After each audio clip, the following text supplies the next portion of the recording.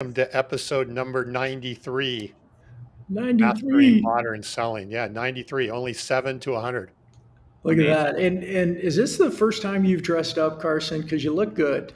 I dress up all the time, Brandon. I don't really notice anything different. Is there something different No, you're I doing was today? going to say this is my Oh. normal decor. I literally just got off a prospecting meeting, so Is this like the right technique for talking to executives and I, C-suite? it worked in my case. Hey, Okay, on July 3rd, anything's possible, right? They said send the statement of work, so that's right. I Get like off it. the phone. We got to this get is a off. great prospecting week, by the way. I just got to tell you, I think a lot of people are maybe checking out, but it's been a gold mine for prospecting and getting meetings for me. So you've gotten more meetings this week than normal? Just from Lots of responses. Yeah, we booked Yep. follow-ups, booked workshops. It's been amazing. I think a week like this is a lot like weekends. Executives are still working, but they're not as busy getting tugged and pulled in different areas. So they've got a little bit more time to review things, to read and respond. It's quieter. I always talk, when I talk to executives, they always say like, hey, like holiday weeks are their favorite to work because they can actually get stuff done. There's minimal distraction. So it's a good time to maybe catch somebody while they're in a good mood and, talk business. Yeah, that's great. There's a lot more people working Friday too than I thought. I thought that Friday was going to be like the day after Thanksgiving and everyone was going to take it off, but there's a lot of people I know working on Friday, including me. So. Yeah, I've got several meetings booked for Friday. I actually have a couple for tomorrow morning. Are they outside of the United States? I got a couple meeting requests from outside the U.S. for tomorrow, but I won't be attending. All right, well, let's get into this. So, yeah. Hey, it's good to see both of you here and have us all back together. We're guestless this week, which for the first time in I don't know how long, but Brandon Nora was just telling me we have guests for the next 2 months after today. Oh, we do. I was trying to get us into like every 6 weeks we would go without a guest so that the three of us can kind of talk and regroup and talk about what we're learning, what we're seeing. But yeah, well, that's good. 2 months out. And we've got Daniel Disney lined up for episode 100, like we had him for 50. So 7 more weeks, we'll have him on here. Right around the corner. Yeah. So we wanted to talk a little bit today about what we have learned. And by the way, if you're listening online and you're there, jump in. Love to know where you are and if you're staying cool. Is it hot where you are, Carson? It depends on the day, Tom. We've been seeing temperatures in the 90s and then, nearing 100 with the heat index. And then, we had top-down convertible weather this past weekend that I took full advantage of. So you just never know what you're going to get here in the Midwest. Now, Brandon was saying it was very hot and humid down in Atlanta. Where Brandon yesterday was beautiful. We had a little bit of a breeze that was light and comfortable, and today it was just hot and sticky, and we lived up to the hot Atlanta term. Remind me, Brandon, I'll be in Atlanta here in a couple of weeks. I'll shoot you a note on the details. All right. You'll be here on a Wednesday. We do the show together. That's not a bad idea. There you go. Hopefully it goes better than the last time we tried to do a show in the same room. That was interesting.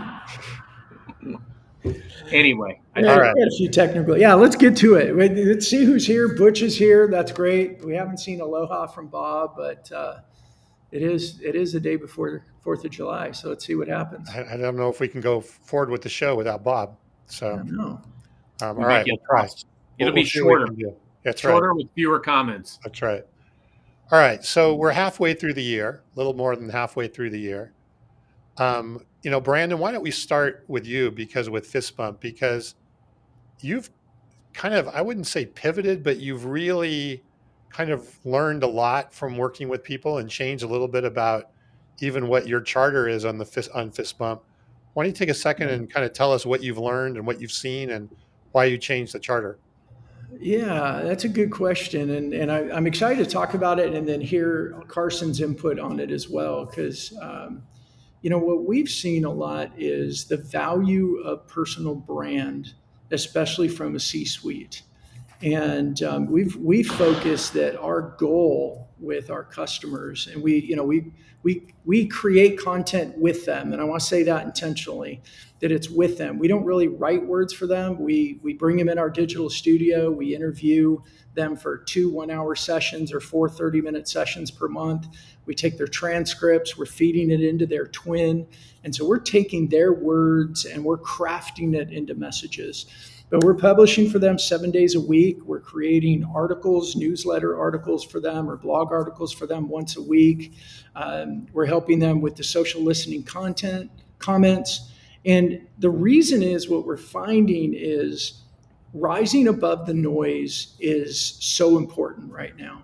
And it's harder and Carson, I wanted to hear you talk about this because you've got the advantages and the disadvantages of a big brand, right?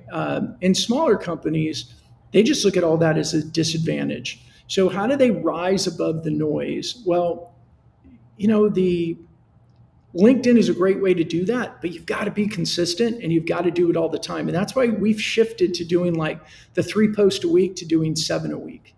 We want them there all the time. And our goals, our focus for them are, we want everyone in their industry or in their local market, if that's their preference, is focusing on a local market. Our first goal for them is we want people to say, I see you everywhere. And that's our first strategy of a rising above the noise and being seen, which is our first goal. And then the second goal is that people will say, I feel like I already know you. And I just hung out with James Gilman, who with Perimeter Office Products. He has his Pushing the Envelope show, and he's also one of our clients. And he was just telling me story after story of people as he's going about town doing his thing. The people go, oh my gosh, I see you all over LinkedIn, and oh, I love your stuff. And he's like, I've never seen him like my posts. I've never seen him commented. But when he shows up somewhere, they're like, I see you everywhere. I feel like I already know you. And those two things are really important because when people see you everywhere and they feel like they already know you, they're much more likely to say yes when you ask them to do something, right? Come to our booth, come to an event, meet for coffee, respond to my voicemail, whatever it may be. And we've just found that doing that and focusing on that, we're getting much better traction. We're getting more conversations. We're helping them be more successful than we were focused more on sending out more direct messages and sharing value propositions and asking for meetings. So I'm going to pause there because that's really been our slight pivot and on our focus. And it's really been more of like, hey, we need to up your LinkedIn game. So we're going to start producing content for you 7 days a week instead of 3. And at first they were like, what do you need from me? We're like, 2 hours still. We're just going to take those transcripts. We're going to keep feeding your twin, and we're going to let the twin help us craft messages in your words instead of writing any content for them. I have a lot of questions, but Carson, I'm interested in your take. What do you think? Are you seeing the same thing, over this first half of the year? Is this, and even in your prospecting success this week, is it rising above the noise is giving a competitive advantage?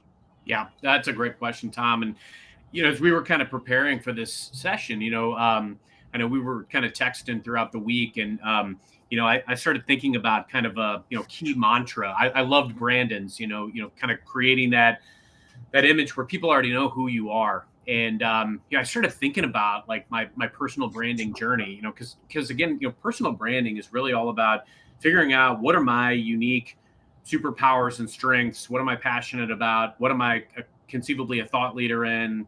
What's my value prop, my unique value prop, and how do I disseminate that into the world? And there's so many different ways you can do it. YouTube, LinkedIn, Twitter, TikTok, blogs, you name it. And I encourage exploration of all of those. But as I thought about it, I thought of okay, well, what would my mantra be especially for the first half of the year? And I wrote a post on it this morning. It's consistency compounds. And what that means is I look back at my journey. It's been a 15-year personal brand journey. I came out of telecommunications and advertising, and I had to completely reinvent myself as a social seller at age 35 in the greatest tech company in the world. I was a nobody, and I was running around with kids that were 10 years younger than me that knew everything about the cloud and tech. And I I thought they were speaking another language. But what I did know how to do was how to go out and create content based on experiences that I had and was having. And I tell people all the time when I mentor and coach in this space, your experiences matter. They're relevant. Somebody else is having them or will have them. And so you being able and willing to talk about that will resonate with people. The other element of it is the consistency piece, showing up every day, like Brandon just said. The biggest learning that I've had around personal branding this year is that it feeds every element of what you try to do. You know, I was talking to somebody earlier today, mentoring a colleague, and talking to them about the benefit of, you know, leveraging a podcast to maybe meet that prospect that you want to meet. You know, somebody may not take your message because you're part of the noise if you show up like everybody else. But if you show up with a unique message or value right out of the gate, then you might have a better probability of getting that meeting. The last thing I would say on that front is that when you really think about it, you know, standing out from the noise, showing up differently from everybody else, the probability, the odds of getting some of these meetings, you know, everything that we talk about here is all about establishment of trust and kind of earning that credibility.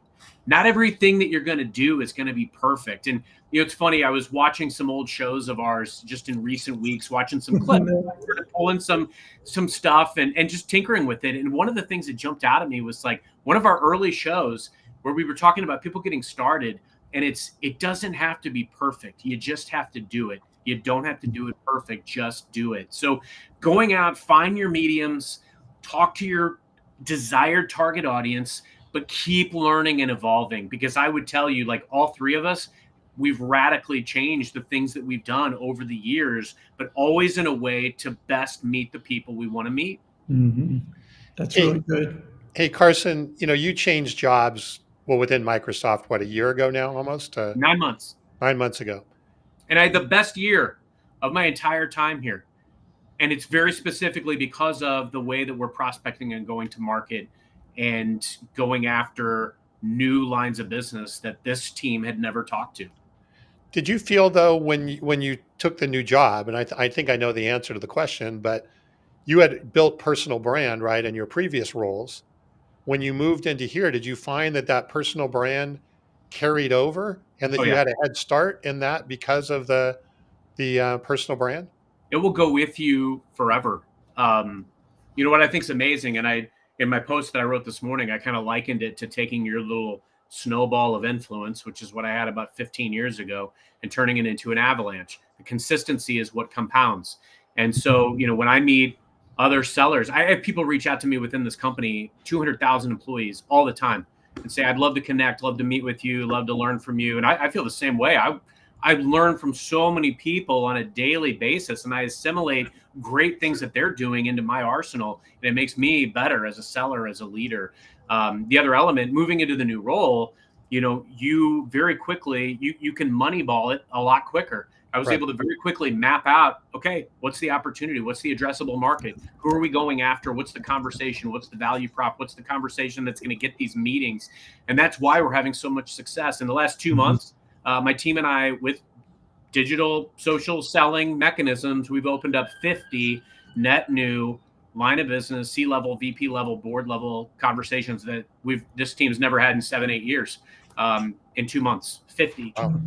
It's because of leveraging things like this, social selling, automation, and AI. Mm-hmm. And Carson, it reminds me, everything you said right there is, you know, we referenced earlier when I was there with you, we tried doing our show live, we had tech issues, but when we were in the Microsoft office there, you and I got to piggyback on somebody's leftover lunch buffet. And as we're walking back to the office, we have food in our hands, we come around a corner and this guy goes, Carson! And he's all excited, and Carson's like, I'm like grabbing Carson's drink, and Carson's trying to balance his plate. The guy's like excited and shakes his hand, and oh my gosh, good to see you, and all that stuff. And we start walking down the hallway, and I go, who was that? And Carson's like, I'm not sure. And that happens whether you're Brandon Lee in just about any city in the country, or every once in a while when I go into a Microsoft office. That happens because of personal brands. Nice. And I was in Seattle, and this guy walked up to me and said, "You know Brandon Lee? I know you. I've seen you on his show. I love it, man." But that's our point. And I know you jest. I don't have that wide of an audience, but any any business leader, any salesperson, we have this medium of LinkedIn, a digital, and use Instagram, use Facebook, use TikTok. But we have this ability, if we're strategic and consistent, they can see us everywhere and they could feel like they already know us. And then when we're making those calls or sending those messages, that, and Carson, I've taken this from you. You say, anything I can do to increase my probability of success. And one of the best things that we can do is, do people know us? Do Right. they know of us? Do they feel like they know us? That's going to separate us from all the noise. And it gets that higher probability that somebody is going to say, yeah, let's talk. Create 50 new logos in your account because you've leveraged your personal brand. And there's all the other, whether it's selling systems that are in LinkedIn or email or phone calls or events or webinars, it really doesn't matter. If they don't know you, they're not coming. Well, as Matt Dixon tells us, de-risking that customer decision is critical. There's a lot of factors that will lead into that. How they feel about you is a big one. Mm-hmm. Yeah. I'm curious, you have Victoria's comment on here that they're talking about personal branding. And Victoria's been a guest on our show. She's recently graduated from University of Texas at Dallas in their professional selling department. I'm really curious what those conversations are of personal branding at that level and at that scale, and what they're saying the value of it is. Because I believe, as we're talking today about what have we learned over the last 6 months and what are we looking at over the next 6 months and over the next few years, and we've said this multiple times, but it's becoming more and more clear for me. Your influence, not being an influencer, but how influential are you to your targeted audience, whether it's this big or this big? How much does your presence there, how many people know you, know of you, and feel like they know you, is going to be the difference of hitting your goals or struggling to hit your goals. Couldn't agree more. And the other element of that, Brandon, is you think about even the career opportunities that can be unlocked. I'd be remiss not to point out how personal brand has helped me throughout time, where I was in parallel social selling to create line of business relationships that ultimately led to over $1 billion of landed deals. But all the while, I was also being asked to train and coach and teach this elsewhere, and became a known entity because of that, so that I was able to de-risk the next hiring manager's decision. It's been hugely impactful in my own career, because every move I've ever made has been because of relationships and reputation. And that reputation piece, you have a lot of control in how you can parlay your personal brand into where you go. Now, the biggest inhibitor, as a lot of people will tell you, like, I don't feel comfortable like talking about myself or like tooting my own horn, etc.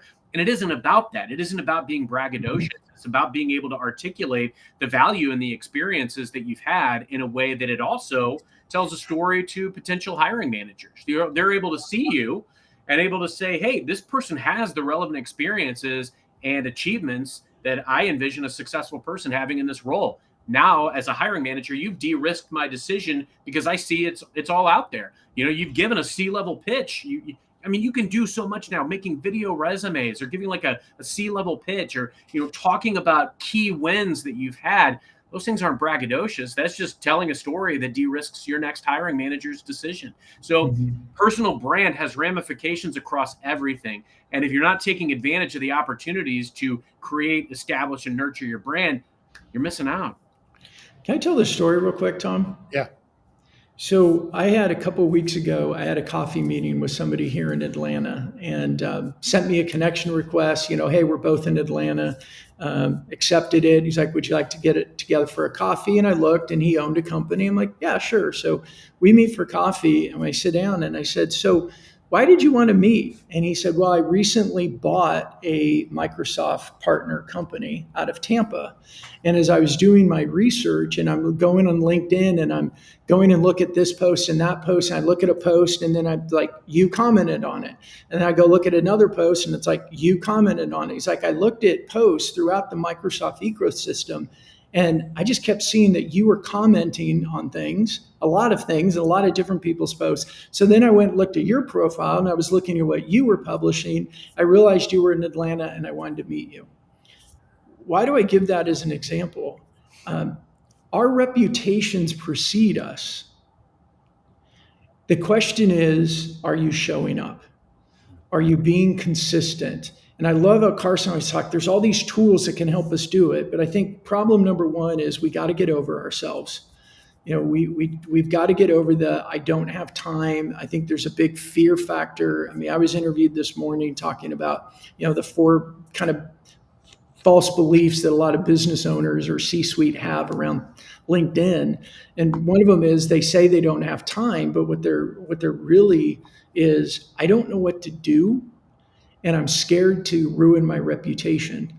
And the other one is, I really don't have anything new to contribute into the conversation. And Carson, as you said, anybody at any level, if you share what you know, what you're experiencing, what you're observing, what you're thinking, what you're feeling going on, that's going to resonate with people. And it's just like you would have a conversation with somebody, except you're doing it in the form of a post and waiting for other people to come in and engage and comment with it. My friend Robert Washington at Microsoft made a post the other day about how he basically was swinging above his weight class, going for a role that he technically didn't qualify for, but he ended up getting. And, it's just about going after your goals and being resilient. Got 2.5 million impressions. Like, I shot him a note. I'm like, Robert, amazing. Like, you're super inspiring.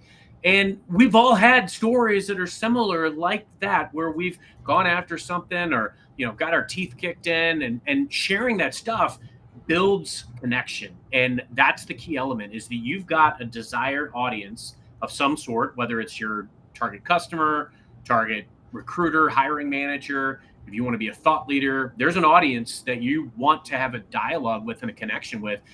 Make it about connecting with them, experiences that they're having, ask them provocative questions, entice commentary. And then to Brandon's biggest point, and this has been a big learning for me this year, comment. Go out and comment on other people, join the conversation, because if they're posting things, they obviously want to contribute. And the best compliment you can give is making a comment. I've seen two benefits this year and related to rising above the noise, is Brandon, you phrased it. And one is obviously what we're talking about here, getting new prospects, right? And getting people willing to talk to you for the first time. But with my software company, as you know, I have a separate show and podcast we do. We do it every Friday. I think we're getting close to 100 episodes on that one as well. And what I find is, and I don't post on LinkedIn anywhere near as much as you do, but when I get on the phone with a prospect, the quality of the conversation is so much better. Mm-hmm. And they'll bring up things. Well, you said on your show, you talked about this, or you said this, and what do you know? And it's like, it's no longer this vendor and sort of, standoffish relationship that's there.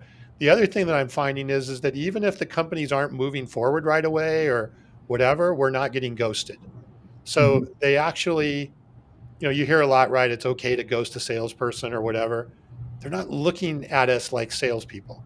They're looking at us as somebody that, even if they're not going to do business with us now, there's a relationship and a partnership that they don't want to screw up, basically, and blow up. So I think the quality of the sales process, or just the quality of the business relationship, also goes up as that personal brand and that rise above the noise goes through. I think that's sometimes overlooked.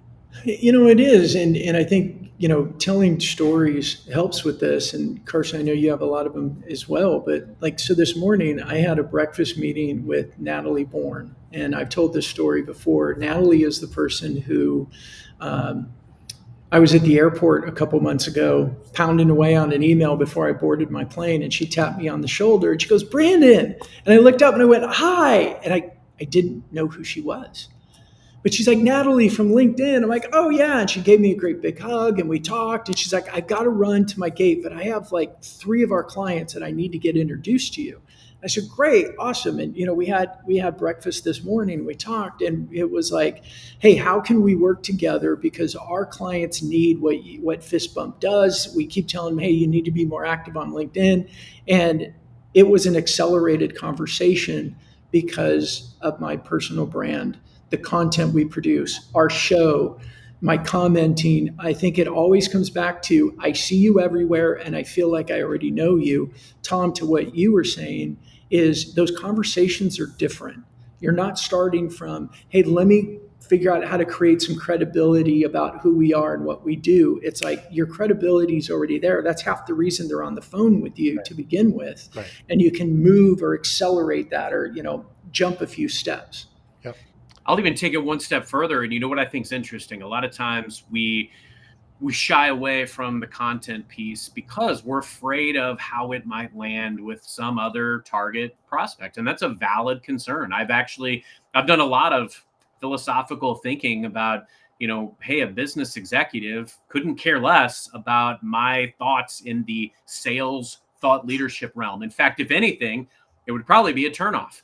Hey, this guy's written a sales book and, I'm either going to show him the door or I'm going to make it really hard for him. And I'm sure there's been cases like that. But I will tell you this, the real value sometimes that I can bring to a customer isn't my savvy around technology, because I have very little relative to the brilliant people I'm surrounded by. But what I can do is when I can throw my passion and enthusiasm and my knowledge around personal branding, what we're doing from a marketing perspective, what we're doing from a prospecting and targeting perspective. And I got a meeting recently through a board member with a head of marketing, and I'm meeting with them to train them on how I'm leveraging automation and AI to help that organization.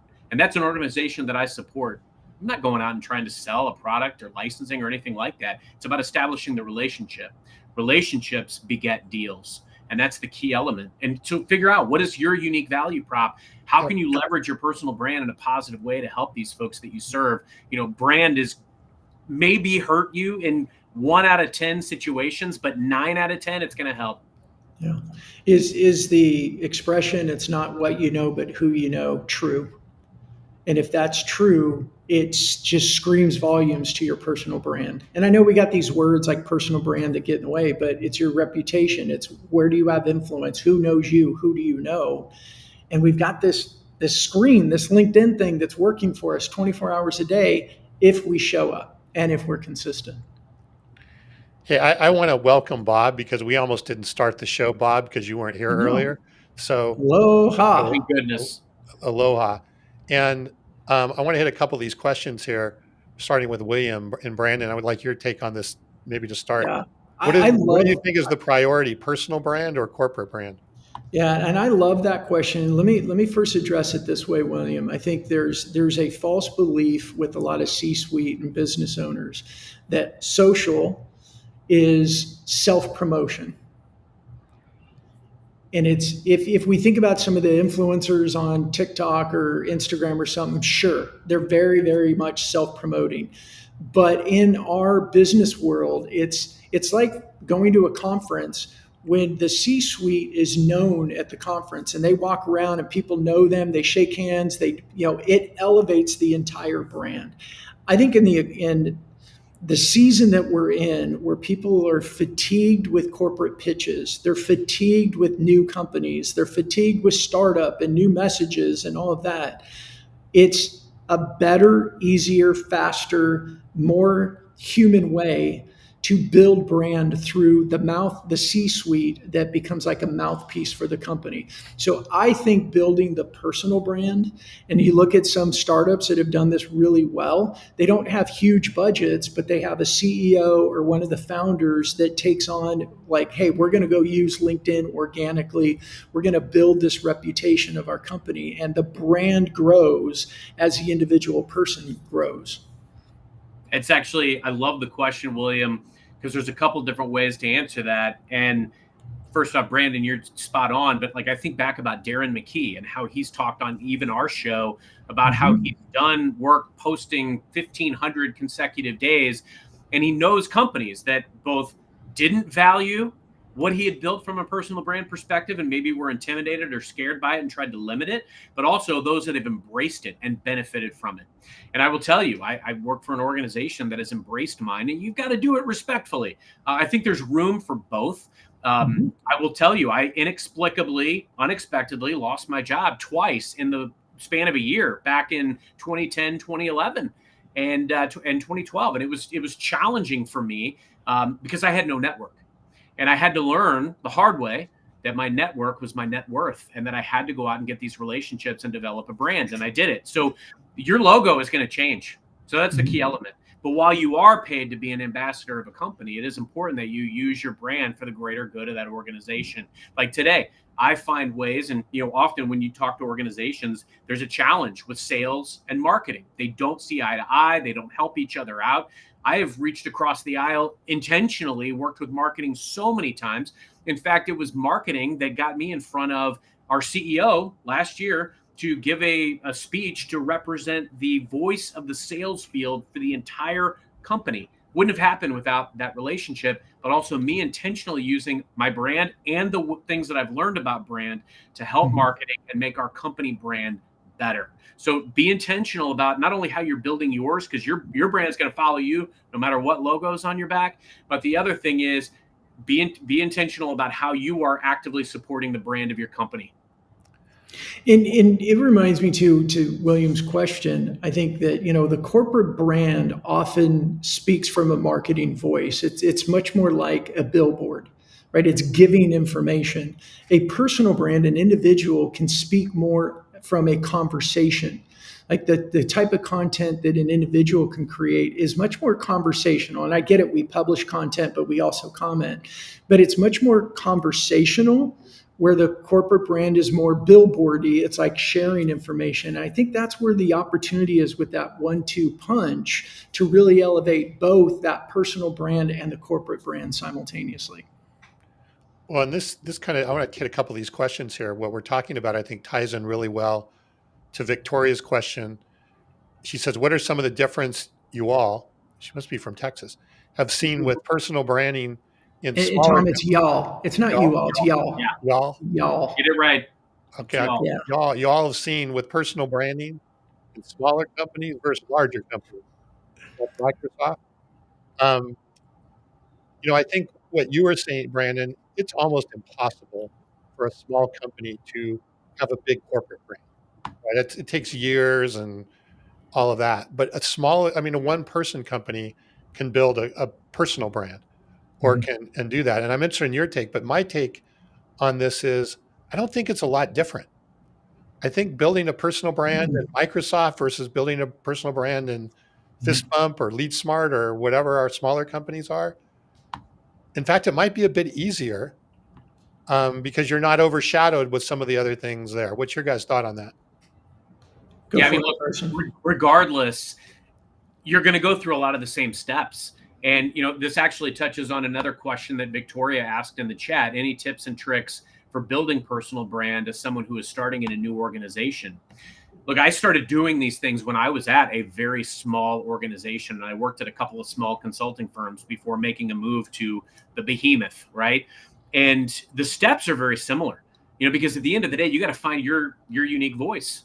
It's part of it is self-discovery. Like, what matters to me? What are my unique strengths, skills, superpowers? What do I want to be known for? What sets me apart from the rest? And so those things aren't dependent on a company. They might be dependent on your unique skill set or on your experiences, and that's going to change and accumulate and evolve too. What I say today is very different than what I might have posted 10 years ago. Furthermore, the best relationships that I built at the company that I'm at now have not centered around a product or a solution. It's been all about me proactively reaching out, seeking to serve, seeking to add value, looking to build community, and honestly trying to demystify the large organization that I work for. A lot of times we're one of the bigger investments that companies make, which might make them prone to not want to talk to a salesperson who just wants to sell them more.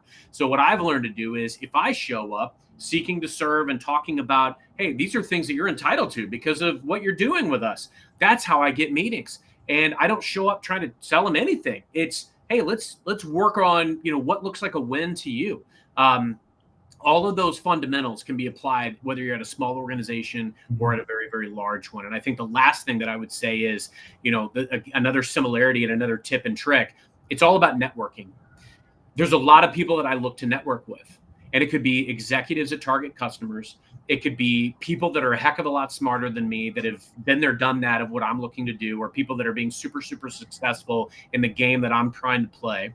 It could also be colleagues that I want to meet so that I can level up. And then it's also going to be other people, players that could be a part of the mix that might want in the boat with me. Could be people in my company, could be partner organizations, could be other customers. So I think the key element is a lot of the same fundamentals are going to play a part in creation of brand, nurturing a brand, whether you're at a small company or at a large one. Yeah, and I would say tactically, Victoria, here's how we lead our clients.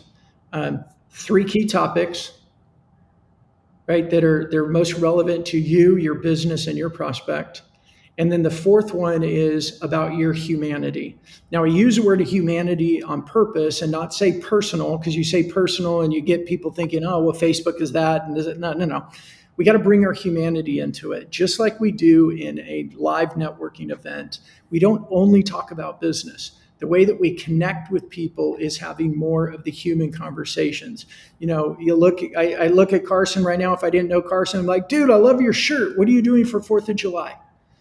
Right? We start talking about, do you do a lot of fireworks? Like, we're looking for ways to connect at the human level with people. We need to translate that and bring it into our LinkedIn activity. So 3 key topics. There's always some subtopics underneath it, but that keeps you focused. So your content's not like, going off in different places and you confuse people. But 3 key topics, and add your humanity. So one of the key things that I think really makes a difference, and I know Carson does this really well, is how do you use like more personal pictures, or pictures that you take while you're doing your workday, you meet with somebody, you're traveling, whatever, and then use that picture to add a layer of something that you've learned, observed, think, or feel in the business environment. So you're marrying those two together. What's happening here? Well, the humanity piece, other people's humanity wants to connect with humanity. Like other people, they want to connect with other people. So when you're adding that, you're giving them ability to more easily connect with you. And they don't even have to think about the business part. But that humanity piece kind of lowers the bar. It humanizes you, and now it's more welcoming for them. If all we are is, business message, business message, business message, it's more intimidating for people to do it. So when we bring our humanity, we're really opening up the door and inviting people to connect with us at a human level, which is much easier for people to do. And then we add the business value, the information. And again, I like the 3. What are you observing? What are you thinking, and what are you feeling? And Victoria, I don't care if you've been in a job for a month and it's your first job out of college, or you're 30 years in the same company. What you think, what you observe, and what you feel is going on is relevant to any person. And I think in some ways, being younger and just starting out and having the courage to share stuff like that, you're going to get higher level people in your prospect companies and name accounts are actually more willing to speak with you because they appreciate you're young, you're working hard, you're trying, you're showing up, you're sharing your humanity. It differentiates you from everyone else that's out there that's just hiding behind their titles and only speaking value props.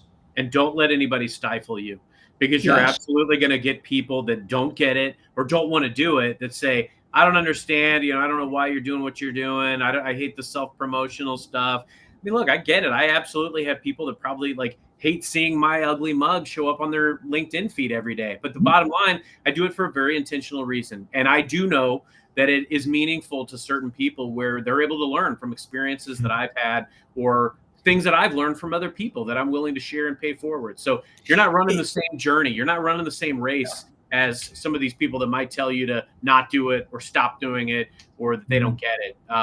Keep running your race. And I would say if this resonates with you, do it. And your audience, your people are going to find you and resonate with you.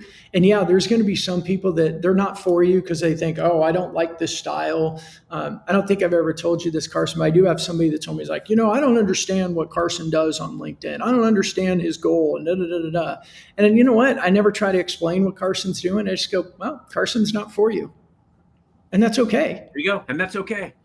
Carson's very successful, and there's a lot of people that are for him and like what he does and like how he does it, and they learn from him. But you can't be that way for everybody, and it's okay. And sometimes it's hard for us, our self-esteem.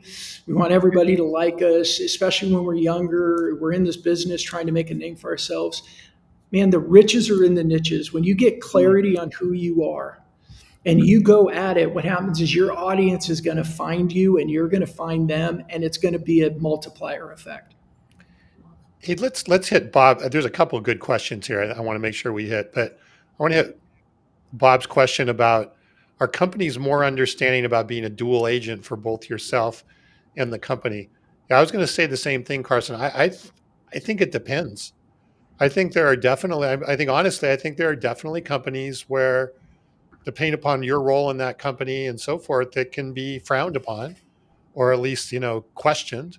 And then there's other companies that, and Brandon, I think you're seeing more and more that are recognizing that it's a value add. But any particular, I don't know, I would say we're still in the middle. Yeah, that you waiting on me. Look, I don't know. I don't know the answer. I've encountered both, but I do think this, as the voicemails are getting more challenged because there's so many more in there. The cold calls are increasing. The cold emails are increasing. Standing out and being different is so much more important. And to what Carson said, like your network, your network is your net worth. Being you is your uniqueifier. Being you is the only thing that you can bring to the table that's totally unique and not like everyone else. I do believe is it's getting harder for companies in a traditional sense of everybody play by the same rules, everybody's controlled. This is how you can play. Don't step out of the lines.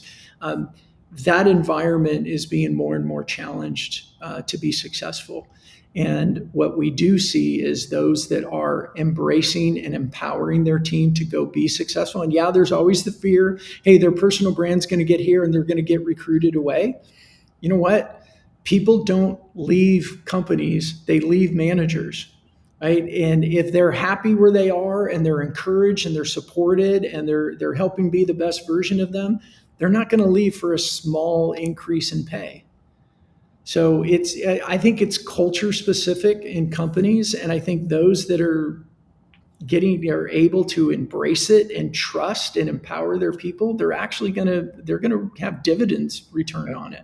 Yeah, if you become a company or a manager or a team that is known for leveling people up so that they can go on and make more money or whatever, you become a destination organization, you become a destination team. So that's a good reputation to have. You can't play the short game, you got to play the long game. I think the best answer to your question, and then I'm going to parlay this into an answer to Mike's question that he just posted. The smart companies are embracing it, Bob, and kind of giving that dual capability, but it's got to have some guardrails, because you can't have somebody that is going out and then, you touch on Mike's question. I mean, Mike, you basically pointed out some of the things that you absolutely have to shy away from or keep in a box, right? So Mike says, how do you all feel about personal branding that can be controversial to the general population for C-suite types, like political, social, cultural issues from a personal perspective? Now, I will, from time to time, talk about my faith, but I'm also very intentional in how I will separate that from my day job. And, there are clear ways where you can draw a line.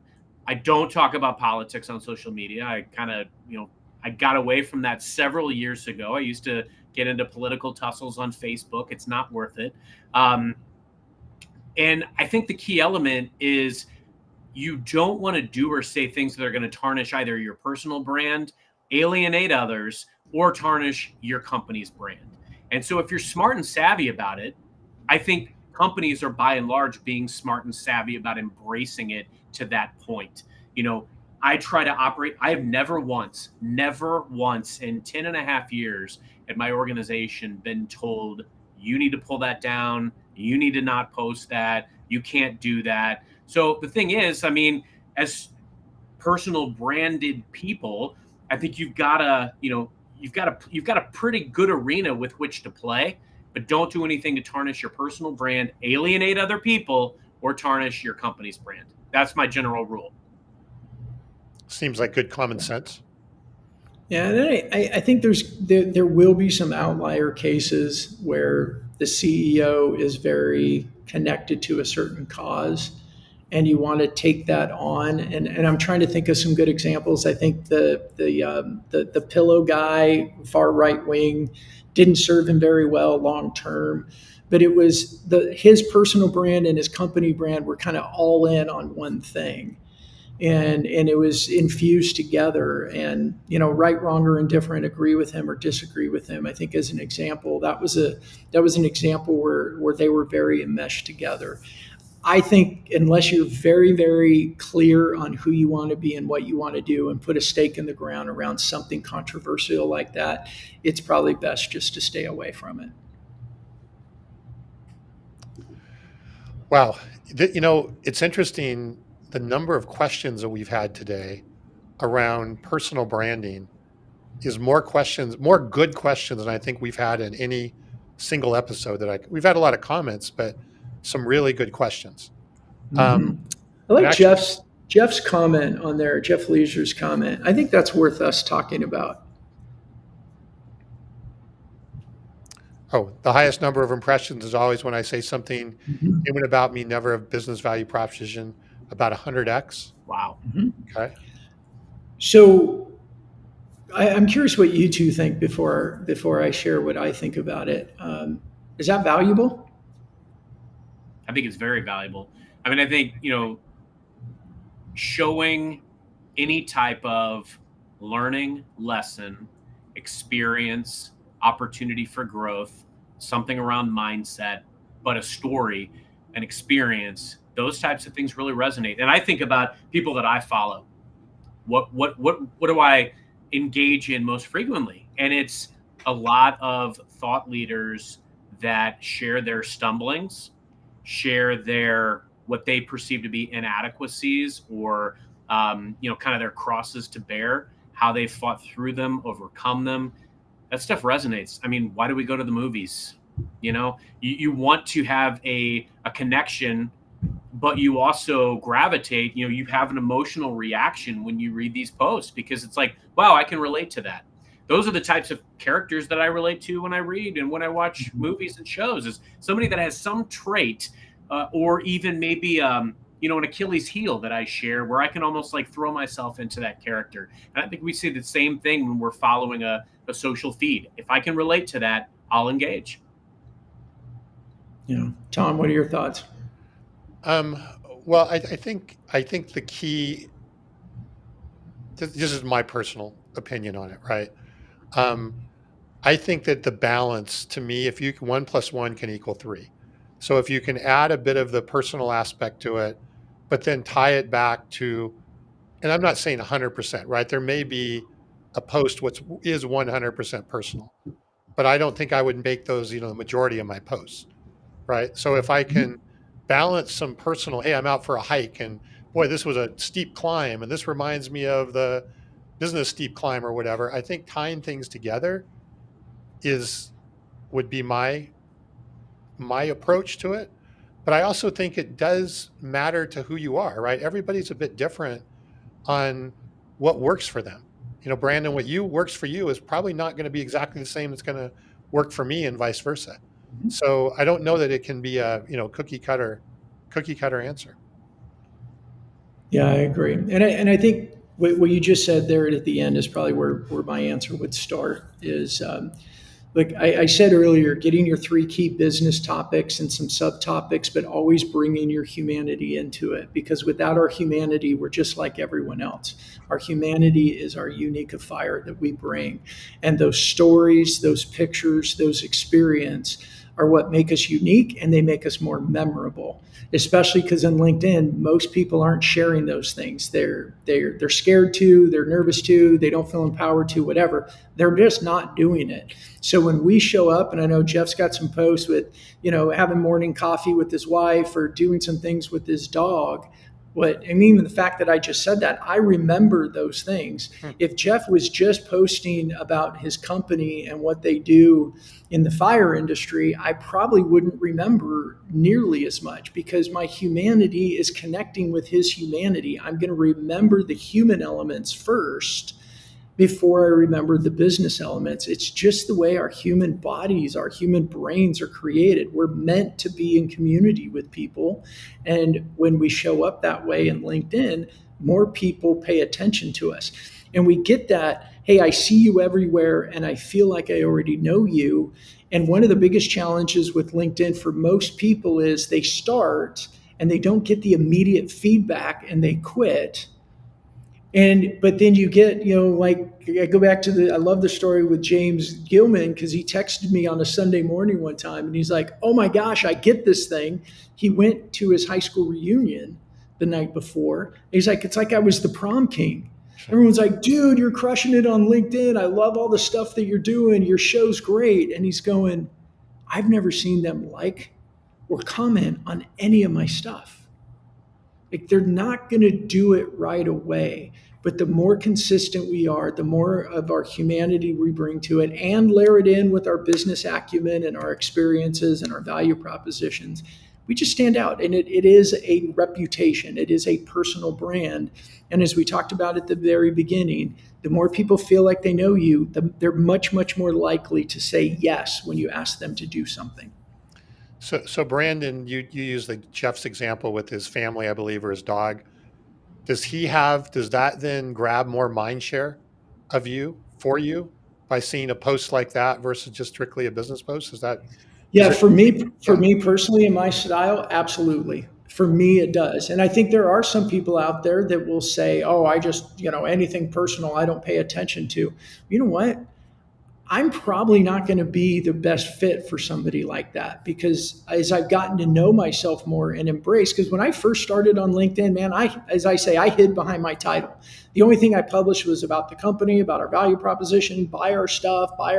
Hey, we're good at this. And I also had crickets and nobody cared because nobody cares about you or your stuff. But when you start showing that humanity side, you're giving people opportunity to connect with you. And that's why I always go back to the live environments. I see Carson somewhere in a networking event in that shirt. I'm gonna be like, "Dude, that shirt's cool. Why are you wearing it?" Or, is 4th of July your favorite holiday? Whatever. Like, I'm gonna engage with that because I want to connect. I want to get to know him. And Carson, you said something earlier that I wanted to key on. You said networking. I think when you were giving Victoria some advice, networking, networking, networking, networking, networking, networking. Right? It's who we know and who knows us. It's not what we know, but who we know. We say those things, and yet our daily lives where we have this opportunity with LinkedIn to make sure more people know us and we know more people and we can network, we kick that to the curb because we're like, "Oh, I got to get my 30-day goals in." Well, the more you network, the easier it is to hit those 30-day goals because you've empowered a bunch of people who know you, like you, trust you, and want to help you.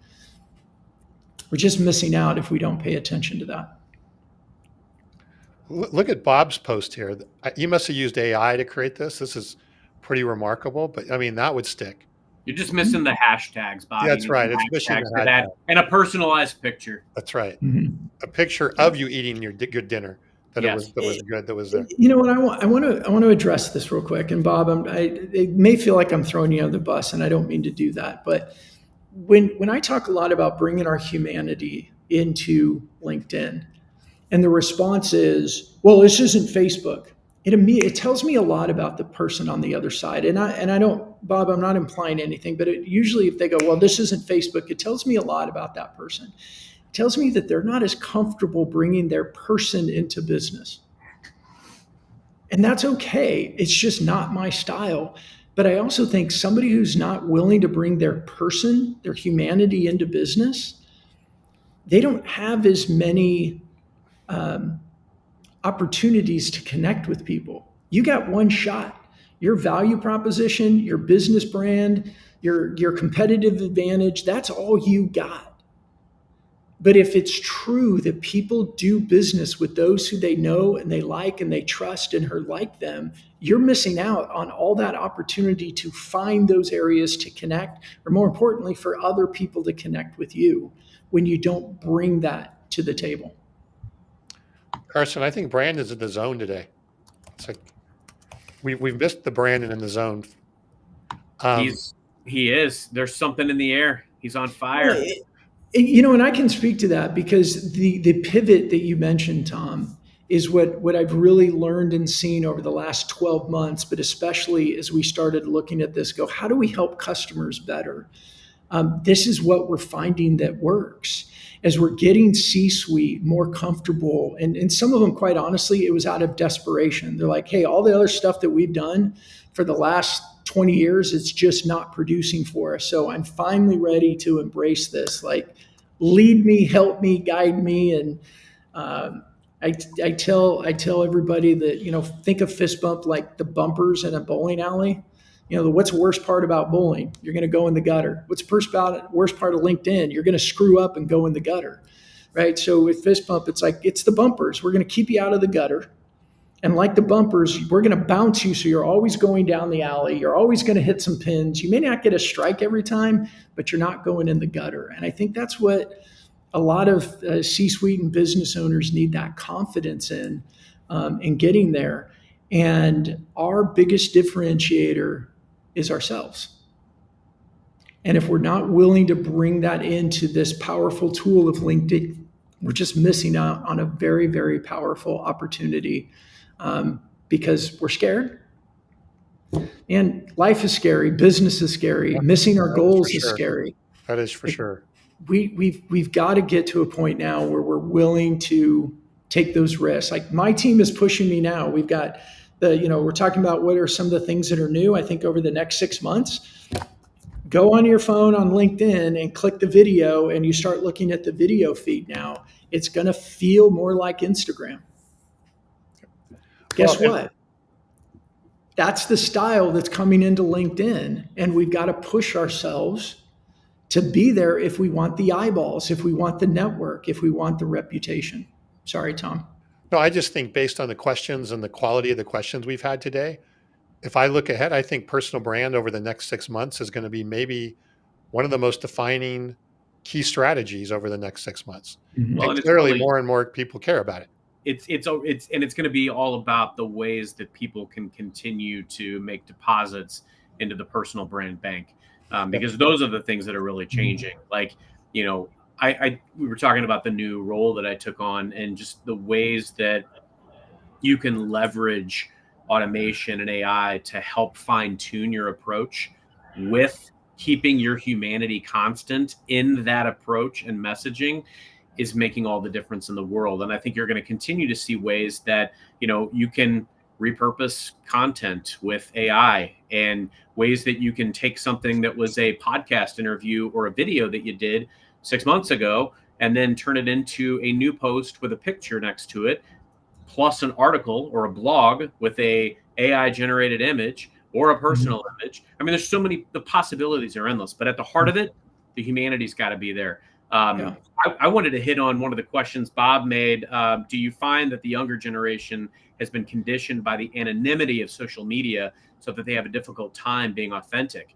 I think in some cases, absolutely. Yes, that's a super valid point. I think about kids now that are on social, and they're not thinking about it in this way. Obviously, they're not thinking about like the value of creating a LinkedIn profile, across the board in high school. But what's great, and Victoria has been very prominent in the chat today. I think there's a lot of hope for the future when these skills are being taught in college courses on how people can leverage tools to go out and create brand, create networking. And we're going to continue to learn. I mean, this show started 93 episodes ago as social selling for newbies. Yeah. And it was because it was a concept that I think we were all trying to wrap our heads around. And we continue to evolve. The approaches will continue to evolve. And I think that, the younger generation will have a new outlook. They'll have a unique and valuable perspective. But I do believe that there will be tools, digital tools at their disposal that they can use to meaningfully connect. So personal brand is the item for the next 6 months. Is that what we're saying? That we really think it is the focus of the next 6 months of modern selling? It's not going to go away. I think it'll be a very valuable component, along with what AI and automation continue to bring us, and doing it the right way. Yeah. Which we're going to talk some about that in in future shows we have coming up here. The last thing I did want to touch on was Victoria's other question. She did make a really great question about going over and thinking about personal values and how they play into brand. And I do think that it's really important to call out that, you know, this very much fits into what Brandon was just talking about, but it also, you know, your personal values at the end of the day are what you're going to infuse into how you show up and how you do it authentically. Butch, you made a great comment in the chat too. Not everybody's going to like you, and that's the key thing. You know, there's going to be people that you're going to be for and people that you're not going to be for. But the reality is that you show up authentically. You show up because the people, as Butch said, who like you are the ones who are supposed to like you. And those are going to be the ones that you match with, that you connect with, that you learn from, that become a mentor, a sponsor, that you gravitate toward and you want to work with and work for. So things happen for a reason. Be intentional with your brand, but also be intentional in how you infuse your humanity and your values into what you stand for. In piggybacking on that, if you don't show up in LinkedIn, you're not publishing this type of content, you hide behind your title and only share about the business, you're not giving anyone else out there the opportunity to discover who you are and connect with you in that humanity level. And you miss out on a ton. All right. Well, I think we need to wrap things up and let people get on with their holiday. Sounds good. Carl jumped in with us today. Yeah, Carl and yeah. Mark Yeah. Clausen's out there. Yeah, I And, know. and Bob, I see your point was to tell me more than what you had for dinner.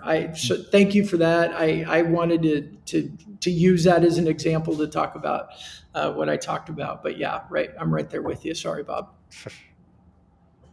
All right. Any final thoughts before we wrap up here? Great show.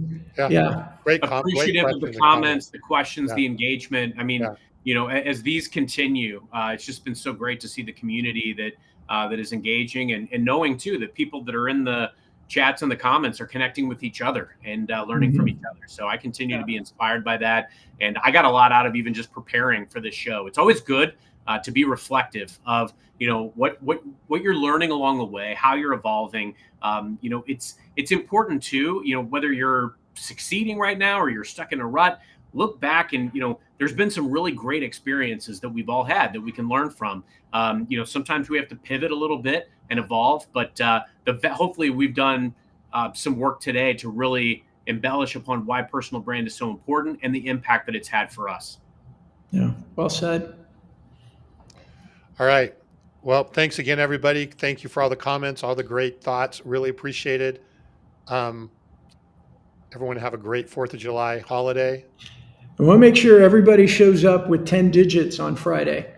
I saw a meme that said there's probably several hundred people out there who today is the last day that they're going to have all 10 fingers. So be careful out there, everybody. Be safe. And until next time, where we're going, we don't need roads.